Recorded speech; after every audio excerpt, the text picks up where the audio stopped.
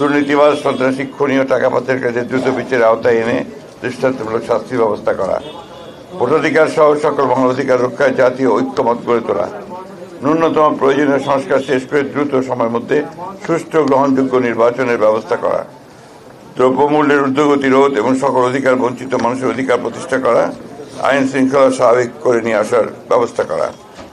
আওয়ামী ফ্যাসিবাদ বিরোধী সকল শক্তি দেশ পুনর্গঠনে ঐক্যবদ্ধভাবে কাজ করবে। ফ্যাসিবাদ বিরোধী শক্তিগুলো আগামী একে অপরের বিরুদ্ধে আঘাত করে কথা বলবে না। আগামীতে যাতে আমেরিকার মতো আর কোনো ফ্যাসিবাদী শক্তি ক্ষমতায় আসতে না পারে সে ব্যাপারে আমরা রাজনৈতিকভাবে ঐক্যবদ্ধ থাকব। ইসলামী শরিয়া বিরোধী কোনো সিদ্ধান্ত নেওয়া হবে না এবং ইসলাম বিরোধী কোনো কথা কেউ বলবে না।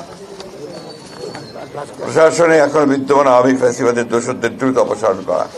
এই ছিল আমাদের মোটামুটি আলোচনা করে এই বিষয়গুলোতে আমরা মোটামুটি ঐক্যমতে পৌঁছেছি।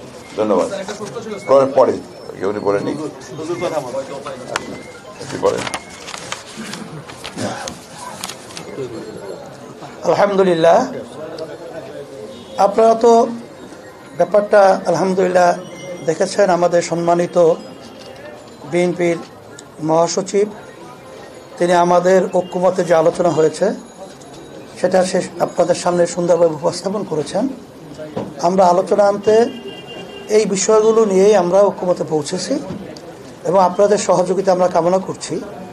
আমরা যেন সুন্দর একটা দেশ সামনে ভবিষ্যতে একাকার হয়ে আমরা গঠন করতে পারি, সেভাবে আপনাদের সহযোগিতা আন্তরিকতা এটাও আমরা চাচ্ছি।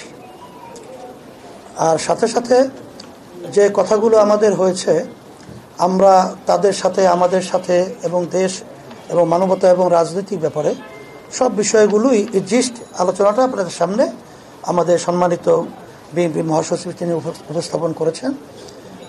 সেটাই আমাদেরও একই কথা। এই আলোচনার যে আমরা মোটামুটি একমত হয়েছি যে বিষয়গুলোতে, এই বিষয়গুলো আমি আপনাদের একটু পড়ে শোনাচ্ছি।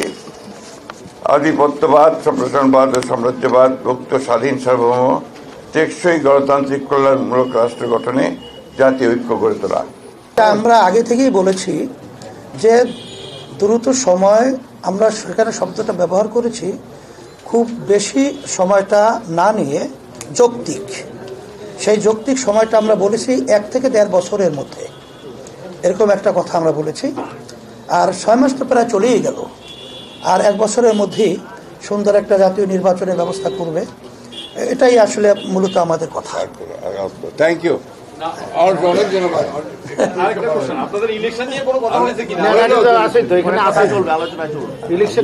আলোচনা ধারাবাহিক আরো চলতে থাকবে। হ্যাঁ, ঠিক আছে, চলবে।